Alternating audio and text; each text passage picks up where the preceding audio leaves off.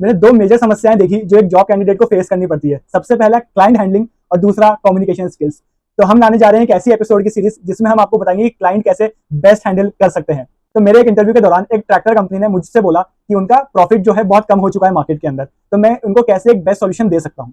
तो सबसे पहले मैंने उनके बारे में जानना चाहा। मैंने उनसे 3 क्वेश्चन किए। पहला कि आपकी कंपनी कहाँ कहाँ लोकेटेड है। उन्होंने दूसरा मैंने बोला आपकी कस्टमर बेस कौन कौन है, तो उन्होंने मुझसे कहा कि हमारे कस्टमर्स जो है वो एग्रीकल्चर फार्मर्स है। तीसरा कि आपके कॉम्पिटिटर्स भी क्या इसी क्षेत्र में काम करते हैं। उन्होंने कहा कि हमारे कॉम्पिटिटर्स भी इसी क्षेत्र में काम करते हैं। तो अब उनको जो है रेवेन्यू के अंदर दिक्कत थी। रेवेन्यू यानी उनको जितना भी पैसा जो आ रहा है उसमें दिक्कत थी। अपन पहले मान लेते हैं कि उनका एक ट्रैक्टर बेस्ड कंपनी है, वो एक ट्रैक्टर बेचते हैं जो 1000 रुपए का एक ट्रैक्टर है। अपन ऐसा एग्जाम्पल ले रहे हैं। तो रेवेन्यू जो है 2 टाइप से बनता है। पहला पर ट्रैक्टर यानी कि 1000 रुपए का tractor into number of tractor कितने सोल्ड हुए, इनको जब हम कैलकुलेट करते हैं तो वो रेवेन्यू बनता है। तो उनका रेवेन्यू कम था। तो मैंने उनसे कहा कि आपके 1000 रुपए का जो ट्रैक्टर है उसमें दिक्कत आ रही है कि लोग 1000 रुपए अफोर्ड नहीं कर पा रहे, या फिर number of tractor come sold हो रहे हैं। तो उन्होंने मुझसे कहा कि हमें जो है number of tractor come sold हो रहे हैं। तो मैंने कहा कि नंबर ऑफ ट्रैक्टर जो है वो आपके 2 टाइप से कम सोल्ड हो सकते हैं। पहला कि या तो आपकी डिमांड कम है या दूसरा आपकी सप्लाई कम है। उन्होंने मुझसे कहा कि हमारी डिमांड कम है। तो मैंने कहा कि डिमांड जो है 3 टाइप से कम हो सकती है। पहला कि आपके पास कस्टमर जो है आपकी शॉप पे ही नहीं चढ़ रहा है, उसे बोलते हैं प्री डिमांड कम होना। या फिर दूसरा कि कस्टमर जो है आपकी दुकान पे तो चढ़ रहा है लेकिन कम माल परचेज कर रहा है, यानी कि ड्यूरिंग डिमांड आपकी कम है।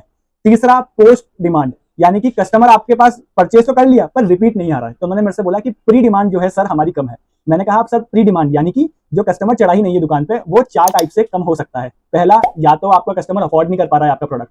दूसरा, एक्सेस नहीं कर पा रहा है। तीसरा, आपके प्रोडक्ट की नीड कम है। चौथा, आपके प्रोडक्ट की अवेयरनेस कम है। तो उन्होंने मुझसे कहा कि सर हमारे जो है अवेयरनेस कम है। तो मैंने कहा सर कि एक ट्रैक्टर कंपनी में 2 टाइप से अवेयरनेस कम हो सकती है। पहला कि आप या तो एड्स कम चला रहे हो, बैनर कम छपवा रहे हो, या फिर आपका वर्ड ऑफ माउथ कम है। तो उन्होंने कहा that's exactly you got my point, हमारा जो है वर्ड ऑफ माउथ कम है। तो मैंने उनको फिर 2 बेस्ट सॉल्यूशन दिए। पहला शॉर्ट टर्म, दूसरा लॉन्ग टर्म। शॉर्ट टर्म के अंदर मैंने कहा कि आप अभी कॉम्पिटिटर्स जो है उनसे थोड़ा सा ज्यादा डिस्काउंट में देके अपना ट्रैक्टर सेल कीजिए। एंड दूसरा जो लॉन्ग टर्म सॉल्यूशन है, मैंने उनसे कहा कि आप इसके अंदर गांव में जाके अपना एक मेला लगाओ, एक फेयर लगाओ, जिसके अंदर आप अपने प्रोडक्ट्स की मार्केटिंग कर रहे हो, वहां आप एक कैनोपी लगा के अपने ट्रैक्टर्स लगाओ ताकि लोग आपके ट्रैक्टर्स को टच करके कॉन्फिडेंट फील कर सके। दूसरा, जो भी गांव है वहां के सरपंच से आप डील करो, उनको आप अपना प्रोडक्ट दिखाओ।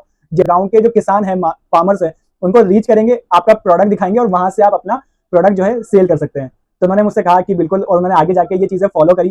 क्लाइंट ना ही सिर्फ सेटिस्फाइड हुआ बल्कि उनका एक रेवेन्यू भी अच्छा जनरेट हुआ, उनका प्रॉफिट भी अच्छा हुआ। तो ऐसे ही दोस्तों, अगर आपके पास कोई सिचुएशन आती है क्लाइंट हैंडलिंग की, तो सबसे पहले क्लाइंट की प्रॉब्लम की डेप्थ में जाएं, उनको जाने, उनसे डिस्कस करें, उसके बाद कोई सॉल्यूशन दे। इससे आपका क्लाइंट भी सेटिस्फाइड होगा और आप भी एक प्रॉब्लम से सॉल्यूशन पे आ पाएंगे, जैसे कि मैंने इस एग्जांपल में आपको समझाया। दोस्तों, अगर आपको ये वीडियो पसंद आई है, सब्सक्राइब जरूर करना।